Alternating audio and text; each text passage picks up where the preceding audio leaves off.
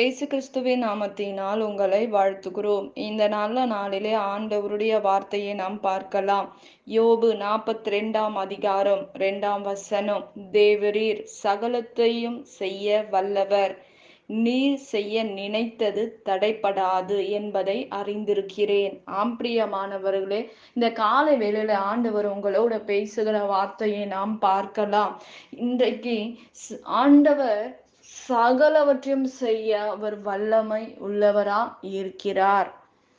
இந்த காரியம்தான் அவரால் முடியும், இந்த காரியம்தான் அவரால் முடியும் அப்படின்னு இல்லை.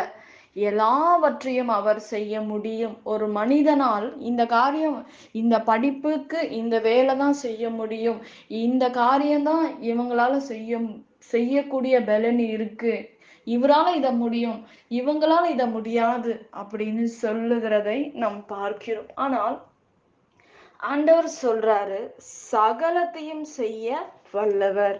எப்பேற்பட்ட சூழ்நிலையா இருந்தாலும் அவர் செய்ய அவர் வல்லமை உள்ள தேவனா இருக்கிறார்.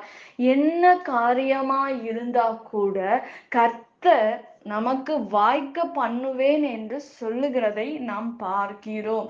ஆண்டவரால் கூடாத காரியங்கள் ஒன்றும் இல்லை. ஏசப்பால எல்லாவற்றையும் செய்ய முடியும் என்று நாம் பார்க்கிறோம். ஆண்டவரால முடியாத காரியங்கள் ஏதாவது ஒன்று இருக்கிறதா? வேதத்தில் அநேக அற்புதங்களை ஆண்டவர் செய்திருக்கிறார்.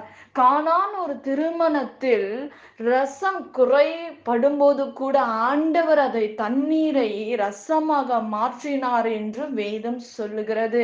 இன்றைக்கு அப்படிப்பட்ட குறைவுள்ள வாழ்க்கையிலே வாழ்ந்து கொண்டிருக்கிற உங்களையும் கர்த்தர் நிறைவாக ஆசீர்வதிக்க முடியும் என்று வேதம் சொல்லுகிறதை நாம் பார்க்கிறோம். இன்றைக்கு நம்முடைய வாழ்க்கையில் எல்லா சூழ்நிலைகளை மாற்ற முடியும். ஒரு வியாதியா இருக்கிற மனுஷனை கூட சுகப்படுத்த முடியும் என்று நாம் பார்க்கிறோம். பலவீனத்தோட இருக்கிறவர்களை கர்த்தர் சுகப்படுத்த இந்த உலகத்தில் வந்தார்.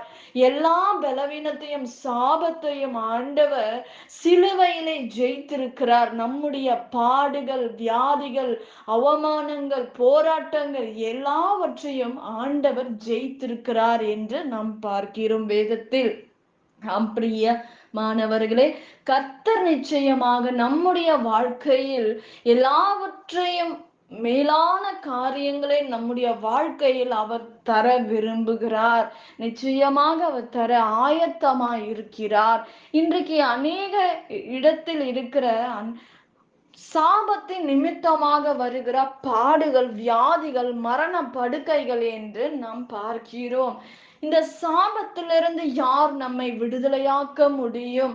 மாத்திரையாலையா, இல்ல மனுஷனுடைய காரியங்களினால் சுகப்படுத்த முடியுமா? இல்ல, ஆண்டவராகிய இயேசு கிறிஸ்துவினால் தான் அந்த சாபத்தை ஜெயிக்க முடியும்.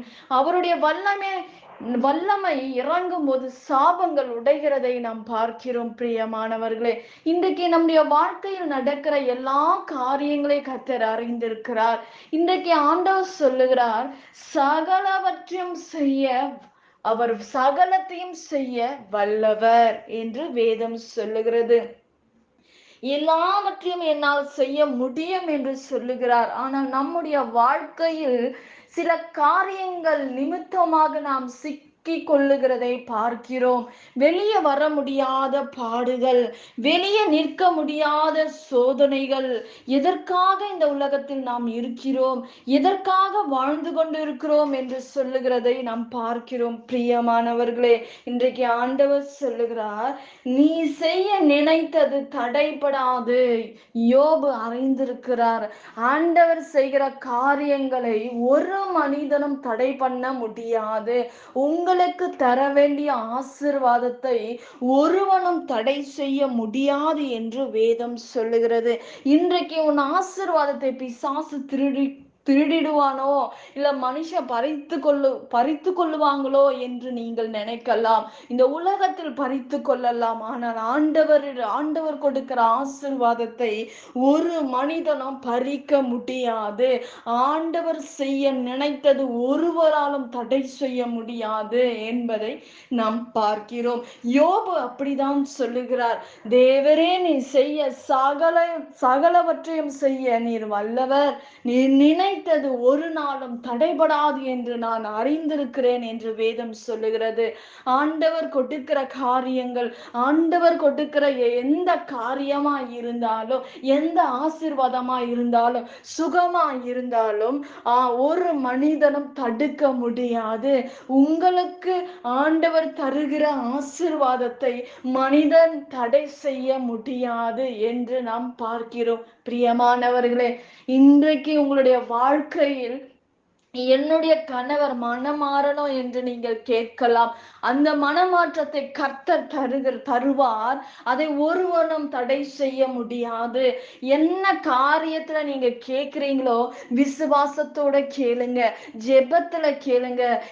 ஜெபத்துல முடியாதது ஒன்றுமே இல்லை. ஆண்டவரோட நீங்க கேட்கிற ஜெபத்தில் வல்லமை உண்டு. நீங்க ஆண்டவருடைய சமூகத்துல நின்று பேசுகிற காரியத்தை கர்த்தர் கேட்கிறார்.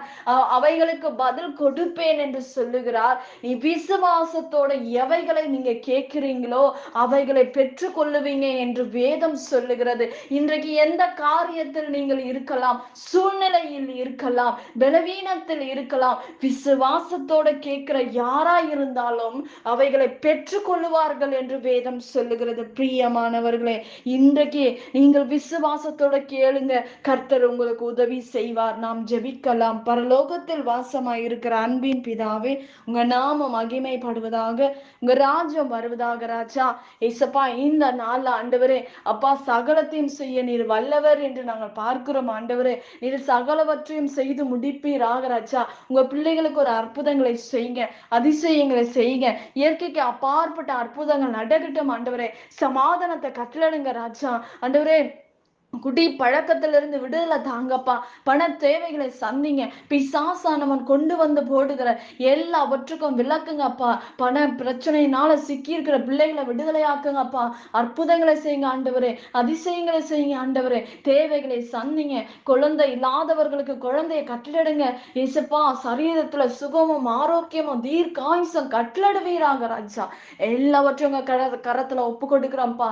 ஆண்டவரே, ஒரு விண்ணப்பத்தை சொல்லியிருக்காங்க ஆண்டவரே, கேன்சர்னால ஆண்டவரே கஷ்டப்படுகிற அந்த குழந்தையை கர்த்தர் ஆண்டவரை சுகப்படுத்துவீராக. ராஜா, அந்த பிள்ளைக்கு ஒரு அற்புதத்தை செய்வீராக. ராஜா ஆண்டவரே, உங்க கரத்துல ஒப்பு கொடுக்கிறோம். எங்க இருந்தாலும் ஆண்டவர் அந்த பிள்ளைக்கு ஒரு விடுதலையை கட்டளிடுங்க. ராஜா, அற்புதத்தின் கரம் இறங்கும்படி நான் செபிக்கிறேன்ப்பா. ரத்தத்துல மூடுங்க, பெரிய காரியங்களை செய்யுங்க. இயேசுவின் நாமத்தில் வேண்டுகிறோம் எங்கள் ஜீவனுள்ள நல்ல பிதாவே, ஆமேன்.